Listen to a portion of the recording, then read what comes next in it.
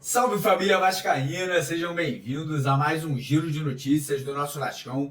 Vídeo de hoje, como sempre, trazendo para você, torcedor do Vasco, as últimas notícias, novidades e informações sobre tudo o que acontece no dia a dia do nosso Vascão. Começando o vídeo de hoje com um sorriso no rosto, porque ontem teve vitória e classificação na Copa São Paulo de Futebol Sub-20, né? O Vascão bateu no Flamengo de São Paulo, né? Conseguiu aí passar para a próxima fase, então a gente vai trazer todos os detalhes aí do jogo, do próximo adversário aí que o Vasco deve ter pela frente. Vamos falar bastante também sobre o jogo desse domingo, terceira rodada do Campeonato Carioca, Vasco e Boa Vista, lá em Bacaxá, lá em Saquarema, né? O Vasco que provavelmente deve ter mudanças no time titular e mais reforços vindos aí do elenco principal, né? Parece que o Carille tá começando a soltar os jogadores aí para iniciarem a temporada, então a gente vai falar um pouco também sobre essa partida super importante para o Vasco buscar a primeira vitória na temporada de 2025. Vamos falar sobre contratações, porque finalmente o Vasco oficializou proposta pela contratação do atacante uruguaio Brian Rodrigues, né, que atua lá no América do México, né, jogador aí que está sendo cobiçado pelo Vasco há muito tempo, mas finalmente o Vasco oficializou, né, foi atrás ali e colocou nas mãos do clube mexicano uma proposta ali bem tentadora. Então a gente vai falar bastante sobre isso. Vamos falar também sobre o atacante, camisa 9, que pode estar chegando do futebol europeu, jogador, segundo informações ali de dentro do clube, que seria ali para fechar aeroporto, né? Contratação de alto nível que pode tá pintando no Vasco aí também no decorrer das próximas semanas, e ninguém falou sobre isso ainda, então a gente vai falar um pouquinho sobre isso aqui no decorrer do nosso vídeo. E também vamos falar sobre a venda da SAF do Vasco, né? Porque ontem a 777 voltou a aparecer, né? Colocou ali, né, uma situação ali que pode acabar atrapalhando o Vasco na arbitragem, e tem notícia também vinda lá da Europa, referente ali à situação de Evangelos Marinax e do filho dele, né, que estaria colocando pressão no pai para o formalizar, né, para oficializar logo uma proposta, porque, segundo informações vindas do nosso colega aí, o jornalista Leonardo Baran, seria o filho do Marinax, né, que ficaria como a pessoa responsável, né, seria ali o manda-chuva do futebol vascaíno, caso o grego realmente venha adquirir a Vasco da Gama SAF. Então tem muito assunto, tem muito conteúdo, já quero convidar você a assistir o vídeo até o final. Quero também convidar todos vocês que ainda não são inscritos, né? Você que não segue a gente aqui no YouTube ainda, tá perdendo tempo, tá dando mole, rapaziada. Dá uma paradinha no vídeo, né? Dá uma pausa no vídeo.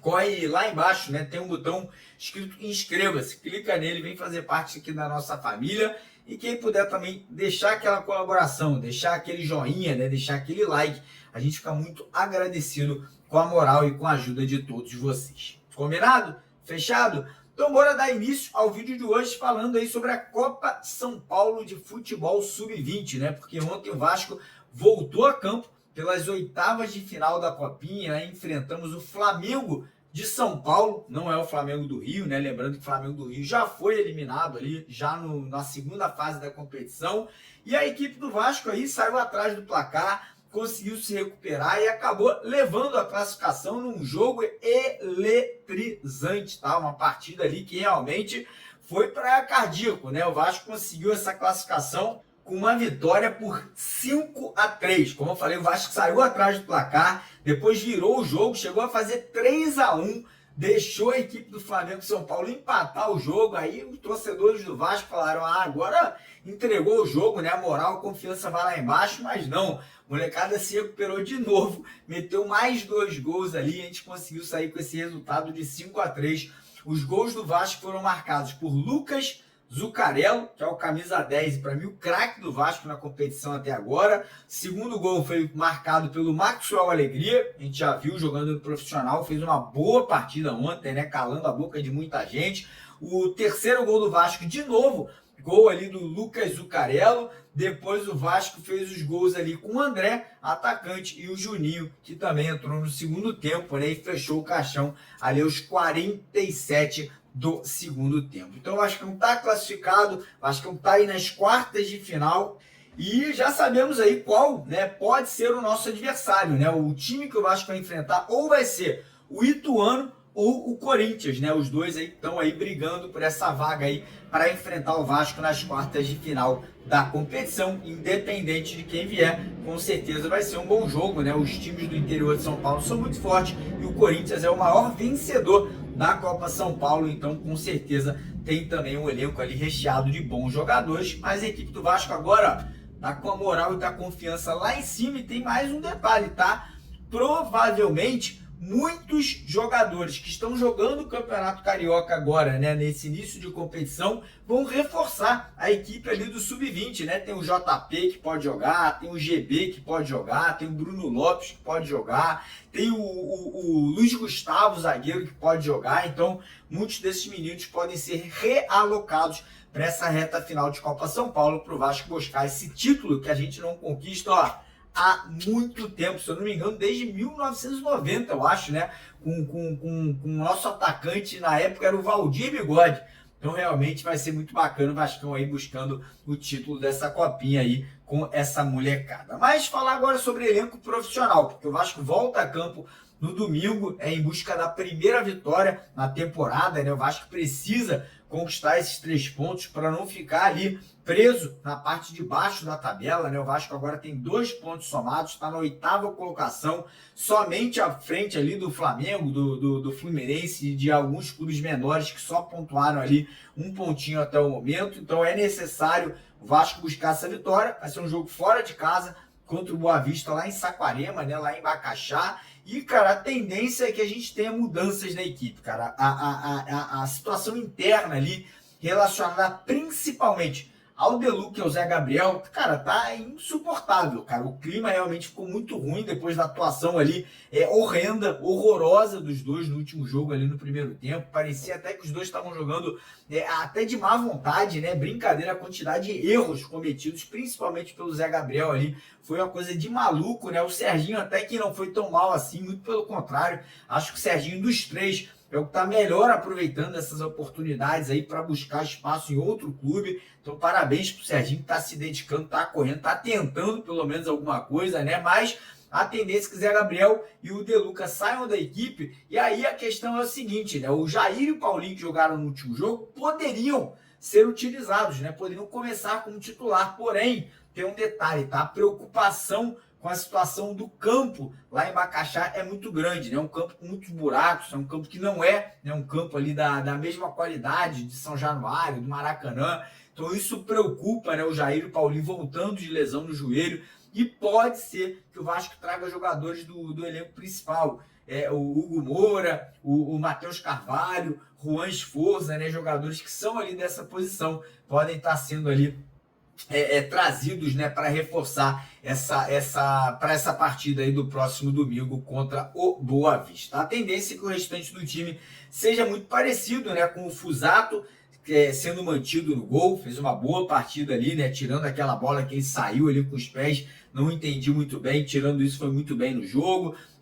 Tem também o Souza na zaga, que fez uma boa partida. Teve ali no meio campo o JP, coitado, no primeiro tempo, tendo que jogar de costas. Cara, o JP, a galera tem que entender dentro do Vasco, que ele não é camisa 10, ele não é o meio armador. O JP é um camisa 8, aquele jogador que vem de frente, né, com a bola agredindo ali, distribuindo o jogo. O JP nunca jogou, né, de costas para marcação, então escalaram ele errado nessa última partida. Espero que no próximo jogo ele possa jogar, mas vindo de trás, né, carregando a bola. E aí, no ataque, também poderemos ter mudanças, né? Infelizmente, o Bruno Lopes e o GB não foram bem nos 2 primeiros jogos, né? A grande verdade é que os moleques parece que sentiram um pouquinho a pressão e a gente pode ter alterações. Jean Davi, Maxime Domingues, outros jogadores ali que estão, né, no elenco profissional, como o Emerson Rodrigues, sendo aproveitados aí já nesse próximo jogo. E lembrando a galera que quiser apostar na vitória do Vasco, né? Você que está confiante que o Vasco vai finalmente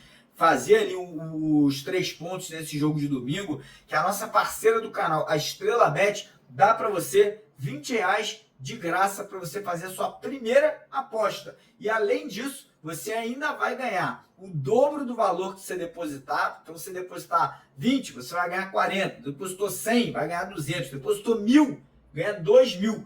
E você ainda participa dos sorteios de camisas oficiais do Vasco toda semana em parceria aqui no canal. Então, quem quiser tirar proveito, ganhar os R$ 20 de graça, já ir lá ganhar também o dobro do primeiro depósito, vai lá no primeiro comentário fixado aqui do nosso vídeo, clica no link da Estrela Bet, faça o seu cadastro para você participar, sempre de forma consciente e só para maiores de 18 anos. Beleza? Bora falar agora sobre o mercado da bola, porque o Vasco finalmente oficializou, né, uma proposta pela contratação do atacante uruguaio Brian Rodrigues, né? O Vasco já namora com esse jogador há mais de um ano, né, o nome do Brian já vem sendo falado do Vasco aqui, o que eu vou falar mais ou menos 1 ano e meio, 18 meses, né, que esse cara já vem sendo especulado, sondado, mas agora a proposta foi feita, né? Ontem o nosso jornalista aí, na verdade os nossos dois que trabalham aqui com a gente, o jornalista Carlos Berbet e o nosso estagiário Matheus Gilbert, né, entraram em contato com os empresários do jogador que confirmaram, né, a proposta vascaína, né? O Vasco parece que ofereceu 4 milhões de euros ali pela contratação do jogador. Se eu não me engano, o Vasco não quer 100%, né? O Vasco teria feito uma proposta por 60% ou 80% do passe do atleta. Parece que o América do México vai fazer uma contraproposta, né? Não vai aceitar de primeira aí esses valores oferecidos pelo Vasco, mas pelo menos a negociação está avançando, né? Pelo menos acabou, né, aquela espera ali de a gente ficar naquele limbo. Será que o Vasco vai fazer proposta? Será que não vai? Então acabou. A novela chegou ao fim, o Vasco fez a proposta e agora essa negociação, né, tende a evoluir aí nos próximos dias.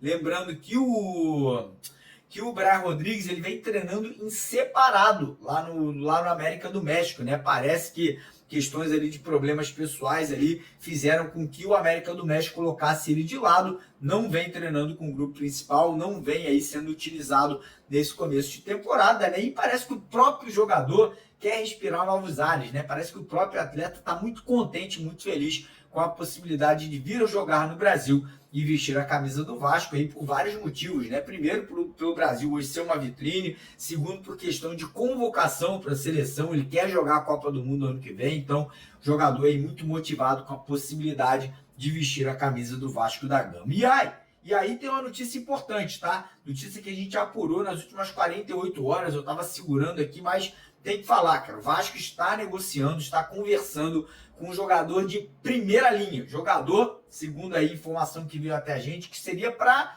não fechar o aeroporto, mas para encher o aeroporto, né? Um jogador aí que vai mexer com o emocional do torcedor vascaíno, que vai com certeza alavancar o plano de sócio-torcedor caso essa contratação venha a ser consumada, tá? Uma negociação difícil, é uma negociação que envolve valores altos, é uma negociação com um jogador, como eu falei, de primeira prateleira, né? Principalmente para o futebol brasileiro, e seria um atacante, um camisa 9 que joga lá no futebol europeu, tá?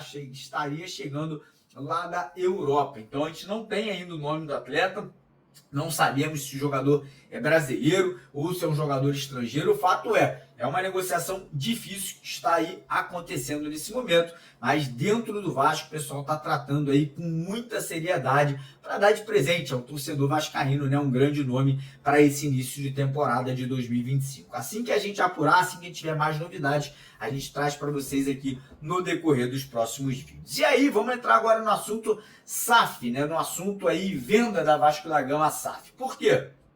Ontem, a 777, né, levantou dos defuntos, né, abriu o caixão ali e voltou ativa. Entrou em contato aí com a FGV, né, que está aí mediando, né, a arbitragem entre o Vasco e a 777 e a ICAP, pedindo que a pessoa indicada, né, a advogada indicada pelo Vasco para ser ali a árbitra, a juíza, né, uma das juízas, na verdade, que são 3, que essa pessoa fosse retirada, porque existiria um conflito de interesses entre essa juíza e uma das pessoas que trabalham, né, na SAF vascaína, que é o Paulo Salomão, né, que é um dos advogados ali, um dos juristas do Vasco da Gama.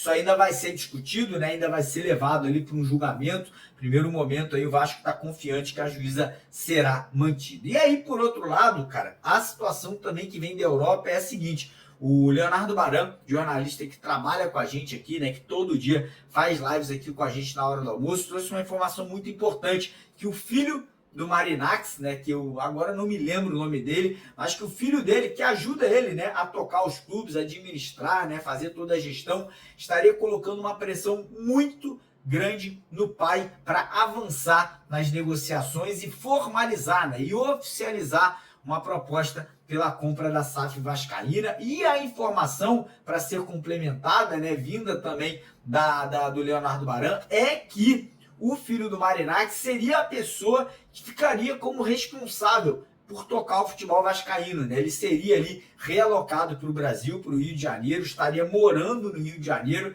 e fazendo, né, toda essa administração, obviamente com o auxílio do Eduardo Gaspar, né, do Edu Gaspar, também com muita ajuda do empresário Giuliano Bertolucci, né, que é um dos empresários, na verdade é o maior empresário de jogadores do futebol brasileiro, né? Empresaria o Douglas Luiz, o Pedro do Flamengo, o Andrei, que saiu do Vasco recentemente, enfim, é um cara que tem muita entrada no futebol brasileiro e no futebol mundial. Então essa pressão do filho pode fazer que até agora, o final de janeiro ou início de fevereiro, o Marinakis finalmente faça uma proposta aí pela compra do futebol vascaíno. Beleza, rapaziada? Então, pela manhã de hoje é isso. Hoje à tarde a gente vai trazer mais novidades para vocês. Fiquem ligados aí por volta das 4 ou 5 da tarde. A gente volta para vocês aqui com o nosso novo vídeo. Então não esqueça, deixa o like, se inscreva no canal e vamos para cima, porque aqui é Vasco. Valeu!